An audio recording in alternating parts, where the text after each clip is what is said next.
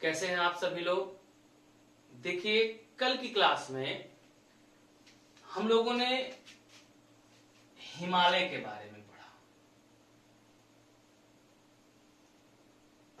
इस हिमालय का एक सेगमेंट छूटा हुआ है जिसमें हम लोगों ने वादा किया था कि इसमें हम लोग पासेस पढ़ेंगे, यानी हिमालय में स्थित जो दर्रे हैं इनके बारे में पढ़ना है।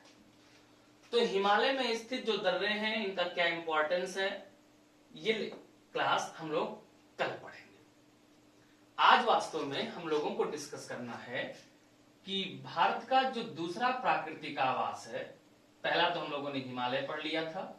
भारत का जो दूसरा प्राकृतिक विभाजन है, और वो दूसरा प्राकृतिक विभाजन उत्तर का विशाल मैदान है। तो आज हम लोगों को बेसिक रूप से उत्तर के विशाल मैदान के बारे में डिस्कशन करना है। देखो, हम लोगों ने जब हिमालय की ओरिजिन पढ़ी थी तो इसके बारे में पढ़ते हुए हम लोगों ने ये पढ़ा था, देखिए कि जो प्रायद्वीपीय भारत है, ये प्रायद्वीपीय भारत जब यूरेशियन प्लेट से आकर के टकराती है तो यूरेशियन प्लेट से टकराने पर किसके, पेनिनसुलर इंडिया के टकराने से इस रीजन में हिमालय की उत्पत्ति होगी।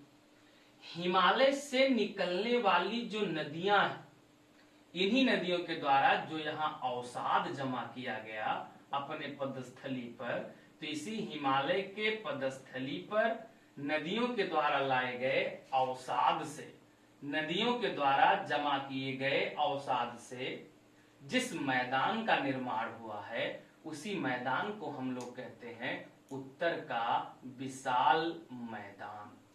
किससे बना है, तो उत्तर का विशाल मैदान बना है। इसका निर्माण हुआ है किससे, तो इसका निर्माण हुआ है नदियों के द्वारा लाए गए अवसाद से। और इसमें बेसिक रूप से तीन प्रमुख नदियां हैं। कौन, कितनी नदियां, तीन प्रमुख नदियां हैं जिन्होंने इस पूरे उत्तर भारत के विशाल मैदान का निर्माण किया। और वह तीन प्रमुख नदियां कौन कौन सी हैं, एक तो हो गई सिंधु, इसकी सभी सहायक। दूसरी हो गई गंगा, इसकी सहायक। और तीसरी नदी हो गई, जो तीसरी नदी है, तीसरी नदी हो गई ब्रह्मपुत्र।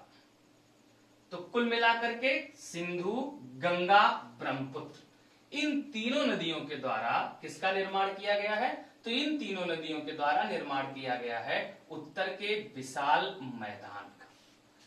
ये उत्तर का विशाल मैदान अगर हम लोग देखें तो ये भारत पाकिस्तान की सीमा से लेकर, अगर भारत में इसका विस्तार देखें तो भारत पाकिस्तान की सीमा से लेकर और असम तक, ये असम तक लगभग 3200 किलोमीटर की लंबाई में फैला हुआ है। यानी लगभग इसकी लंबाई कितनी पड़ती है, तो लगभग ये 3200 किलोमीटर की लंबाई में फैला हुआ है।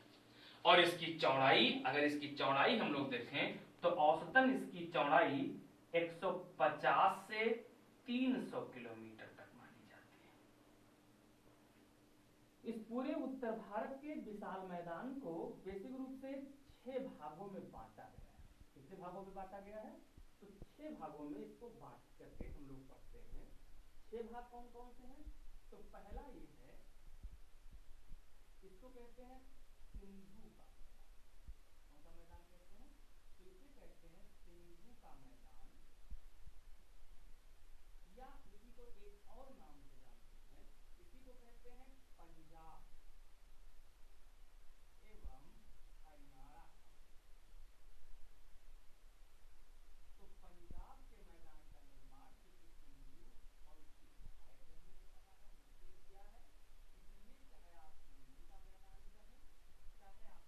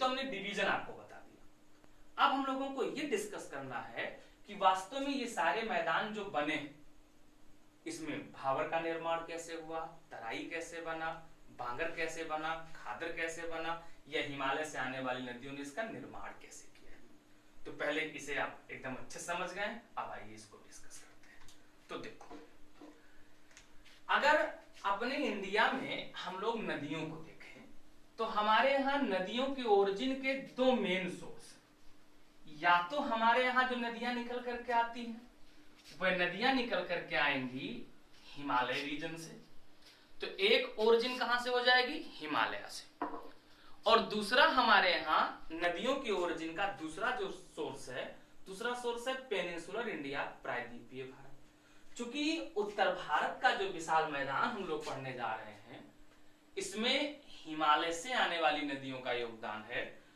जो हिमालय से आने वाली नदियां हैं, चूंकि हिमालय की ओरिजिन ऊंचाई अधिक, जैसे मान लेते हैं कि ये माउंटेनियस रीजन है, ये कोई माउंटेन हो गया, ये हमने बना दिया, तीनों रेंज मान लो बना दिया। ये हो गया ग्रेटर हिमालय, ये हो गया लेसर हिमालय, ये हो गया शिवालिक हिमालय। यानी एक कौन सा हो गया, ग्रेटर, लेसर, शिवालिक। अब मान लेते हैं कि ये हमने जो हिमालय का पोर्शन लिया है ये कुमायूं हिमालय है। ध्यान समझिएगा, ये हमने मान लिया कौन सा हिमालय है, कुमायूं हिमालय।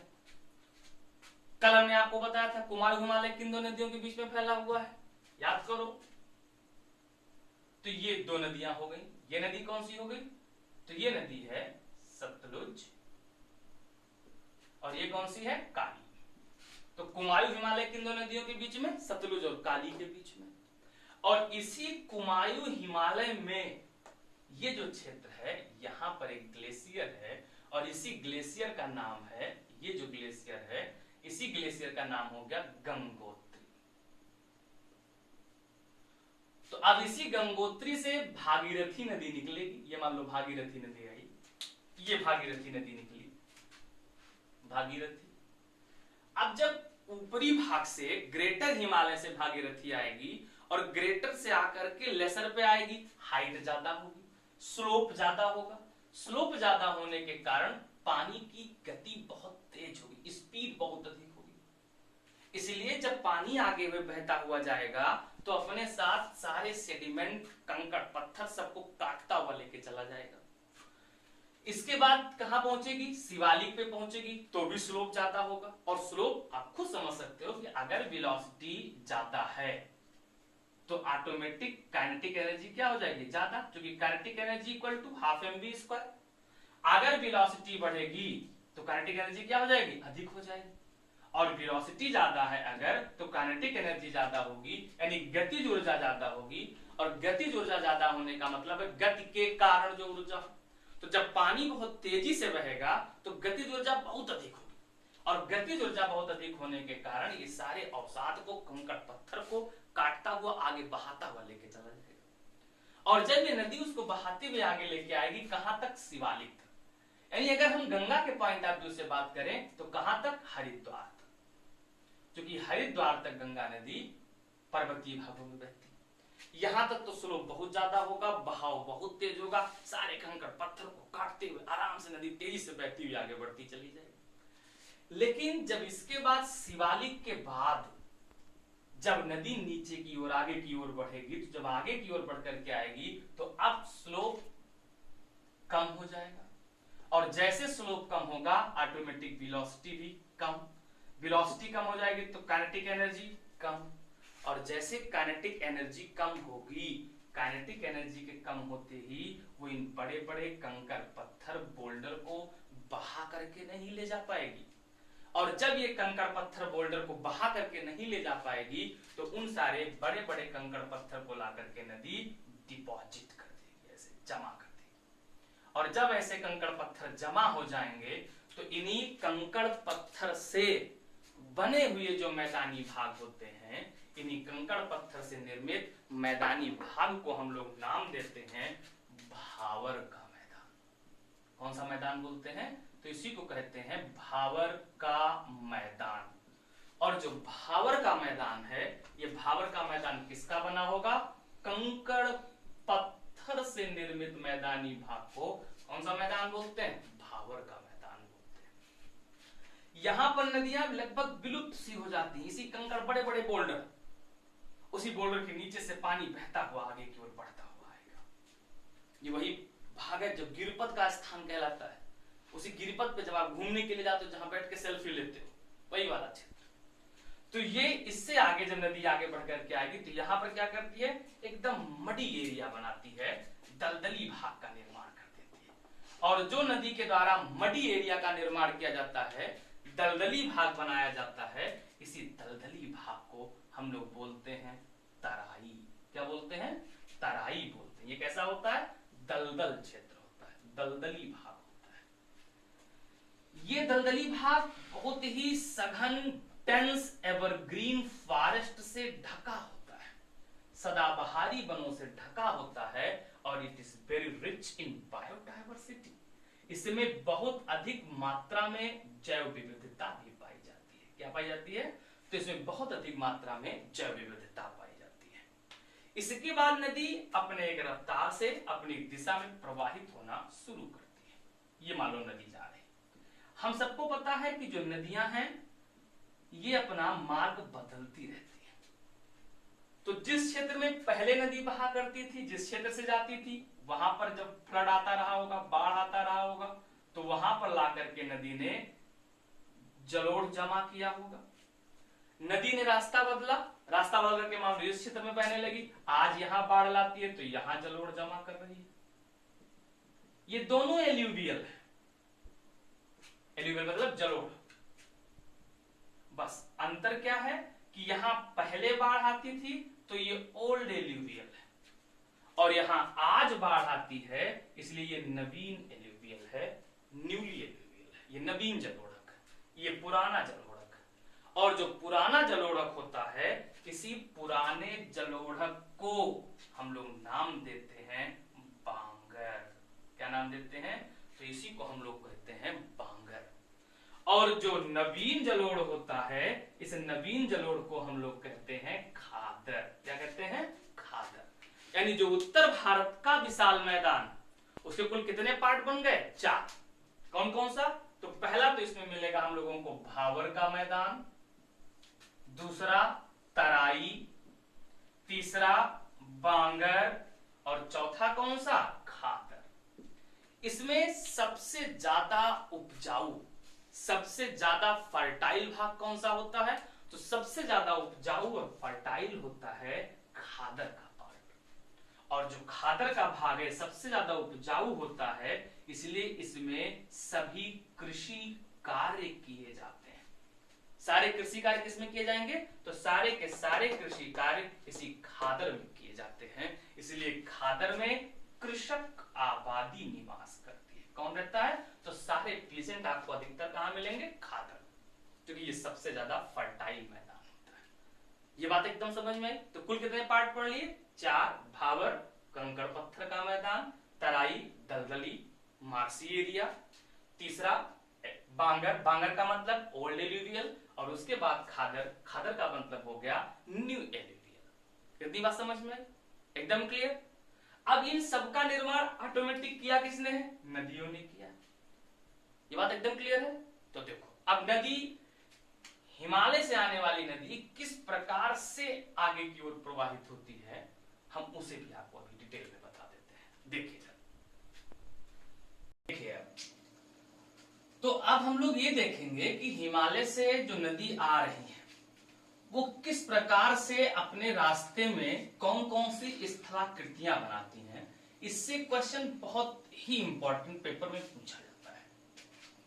वैसे वास्तव में ये जो टॉपिक हम आपको बताने जा रहे हैं ये है अपक्षय और अपर्दन चैप्टर का। जब हम लोग पढ़ेंगे इंडोजेनेटिक और एक्सोजेनेटिक फोर्स, अंतर्जात और बहिर्जात बल जब पढ़ते हैं वहां पे आता है। लेकिन चूंकि नदी पढ़ने जा रहे हैं तो यही हम आपको एक बात फिर से बता दे रहे हैं। ये मान लीजिए कि हमने एक्सिस बना दिया, एक्स एक्सिस, वाई एक्सिस। देखो ये क्षेत्र हो गया जहां से नदी निकल रही है, ये हो गया जहां से नदी आ रही है, हमने मान लिया हिमालय का भाग। यहां से नदी निकली, ये स्लोप पे है, देखो ग्रेटर, नीचे आई देखो लेसर, ये शिवालिक। जब तक नदी ग्रेटर, लेसर और शिवालिक पर रहेगी, ध्यान समझिएगा, जब तक नदी ग्रेटर, लेसर और शिवालिक पर रहेगी, ये पार्ट हो गया। तो जब तक नदी मैदान, जब तक नदी पर्वतीय भागों में है, ये पर्वतीय भाग हो गए, ये मान लेना सारे माउंटेन, ये नदी पर्वतीय भागों में। तो जब नदी पर्वतीय भागों में रहेगी तो यहां पर नदी के द्वारा, इस क्षेत्र में नदी के द्वारा वाटरफॉल, जल प्रपात का निर्माण किया जाएगा। किसका निर्माण करेगी नदी? जल प्रपात बनाएगी, वाटरफॉल का निर्माण करेगी। जल प्रपात का मतलब क्या होता है? जैसे मान लीजिए आप कि ये कोई चट्टानी भाग है, यहां से नदी निकल करके ऐसे आगे की ओर बढ़ती हुई आती है, फिर ये नदी जब आगे बढ़ करके आई ये, तो नदी के जल का ऊपर से नीचे की ओर सरकना, ऊपर से नीचे की ओर आना ही क्या कहलाता है? जल प्रपात कहलाता है, वाटरफॉल कहलाता है। और यहां पर नदी एक रेंज से दूसरे रेंज से होती हुई नीचे की ओर आती रहती है, इसलिए इसी को हम लोग यहां क्या बोलेंगे? जल प्रपात, वाटरफॉल। फिर याद करो, अभी मैंने आपको बताया है, अभी हम लोगों ने डिस्कस किया है कि नदी जैसे शिवालिक से आगे की ओर बढ़ेगी, तो शिवालिक से आगे की ओर बढ़ने पर वो अपने द्वारा लाए गए सारे अवसादों को जमा कर देगी। और जब वो अपने द्वारा लाए गए सारे अवसादों को, सारे कंकड़ पत्थर को जमा कर देती है, तो इसी कंकड़ पत्थर को जो ये जमा करती है, इसी कंकड़ पत्थर से निर्मित होने वाले, बनने वाले भाग को कहा जाता है एल्यूवियल कोन। बहुत बार पेपर में आ चुका है साहब। क्या बोलते हैं? एल्यूवियल कोन बोलते हैं, हिंदी में बोलते हैं जलोढ़ शंकु। क्या बोलते हैं? जलोढ़ शंकु बोलते हैं। और अभी मैदानी भाग में हम लोगों ने इसी को नाम दिया है, कौन सा मैदान कहा इसी को? तो इसी को हम लोगों ने नाम दिया था भावर का मैदान। कौन सा मैदान? भावर का मैदान। यानी भावर का मैदान कैसे बनेगा? तो भावर का मैदान नदियों के द्वारा लाए गए, किससे? तो नदियों के द्वारा लाए गए कंकड़ पत्थर से, बड़े बड़े बोल्डर से होता है, जिसको हम लोग बोलते हैं जलोढ़ शंकु, एल्यूवियल कोन, या इसी को मैदानी भाषा में क्या बोलते हैं? तो भावर का मैदान बोलते हैं। इसके बाद जब हम लोग आगे बढ़े तो इसमें हम लोगों ने देखा कि नदी क्या करती है, फिर नदी के द्वारा दलदली भाग का निर्माण कर दिया जाता है, मार्सी एरिया बना दिया जाता है। और जब नदी के द्वारा दलदली भाग बनाया जाता है, ये नदी जा रही है और नदी ने क्या किया? दलदली भाग का निर्माण कर दिया। तो नदी जो दलदली भाग का निर्माण करती है, इसको बोलते हैं एल्यूवियल फैंस। बहुत इंपॉर्टेंट है, बहुत ही बार पेपर में आ चुका है। क्या बोलते हैं इसको? एल्यूवियल फैंस बोलते हैं, जलोढ़ पंख बोलते हैं। पंख माने कीचड़, या कहीं कहीं पंख लिखा भी आ जाएगा, तो गलत नहीं है, सब सही। और इसी को हम लोगों ने अभी मैदानी भाषा में इसको कौन सा मैदान बोला था? तराई। क्या बोला इसी को? तराई का मैदान बोला है। इसके बाद जब नदी आगे बढ़ती है तो ये आगे की ओर बढ़ती हुई नदी चली जाती है। ये मान लो नदी जा रही है, ये नदी जा रही है जी। अब जो ये नदी आगे बढ़ती हुई जाएगी तो नदियां जब निम्न गंगा, या जैसे गंगा है तो निम्न गंगा के मैदान में जब ये पहुंचेगी तो नदी में अवसाद ज्यादा जमा हो जाएगा। और जब सिल्ट ज्यादा जमा हो जाएगा, सिल्टेशन ज्यादा हो जाएगा, नदी जैसे मान लो बहती हुई जा रही, जैसे मान लीजिए नदी जा रही है, अब अगर इसके रास्ते में धारा में सिल्ट आकर के जमा हो जाए तो इसका पानी आसपास के क्षेत्रों में फैल जाएगा। और अगर इसका पानी आसपास के क्षेत्रों में फैल जाए तो इसी को क्या बोलेंगे? बाढ़ बोलेंगे। और इसके द्वारा जो मैदान बनेगा उसी को कौन सा मैदान बोलते हैं? बाढ़ का मैदान बोलते हैं। ये बात समझ में आया? अगर ये बाढ़ पहले लाई जाती थी तो ये बाढ़ का मैदान पुराना हो जाएगा, और पुराने बाढ़ के मैदान को, यानी पुराने जलोढ़क को अभी हम लोगों ने नाम क्या दिया है, बांगर। अगर ये आज निर्मित किया गया है यानी नवीन जलोढ़क है तो इसी को हम लोग नाम क्या देंगे, खादर। क्या नाम देंगे, खादर नाम देंगे। फिर जब सिल्ट अधिक जमा हो जाएगा तो नदी सीधे ना बह करके घूमती हुई, लहराती हुई, बलखाती हुई, बहती हुई जाएगी। और जब नदी घूम करके बहती हुई जाएगी, ये घूम करके बहती हुई जाएगी, तो इसी को कहा जाता है मियांडरिंग ऑफ रिवर। क्या बोलते हैं, नदी का विसर्प बोलते हैं।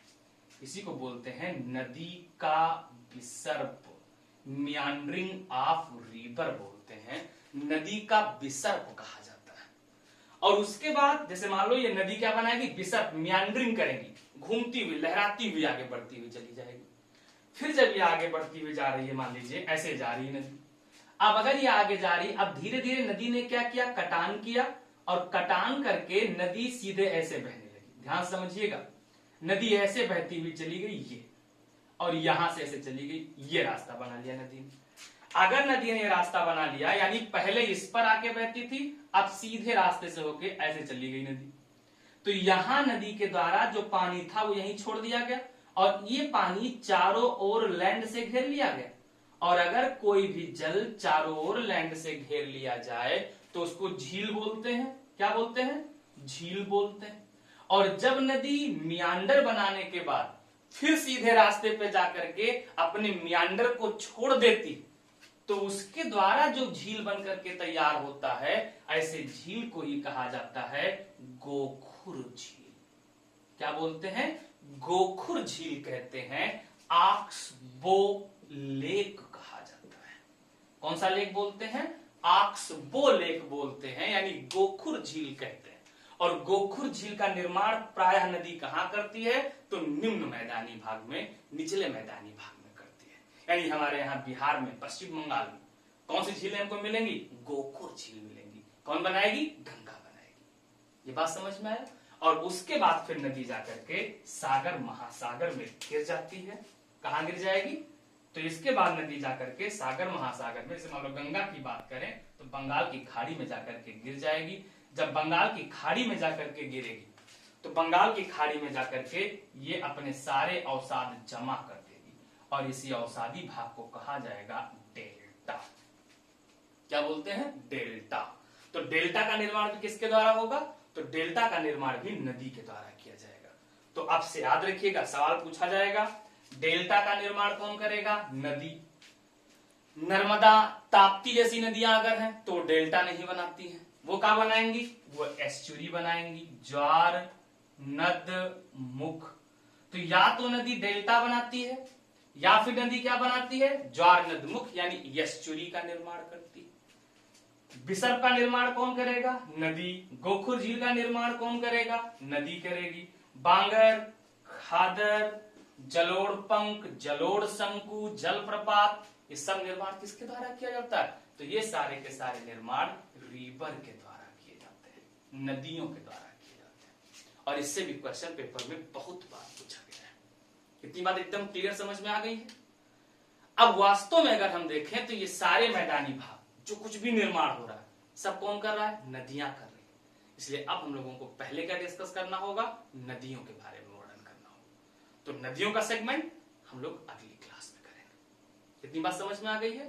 चलिए साहब, तो आज यहीं तक पढ़ते हैं, फिर नदी अगली क्लास में करेंगे। क्लियर एकदम। बहुत बहुत धन्यवाद। Thank you. जय हिंद।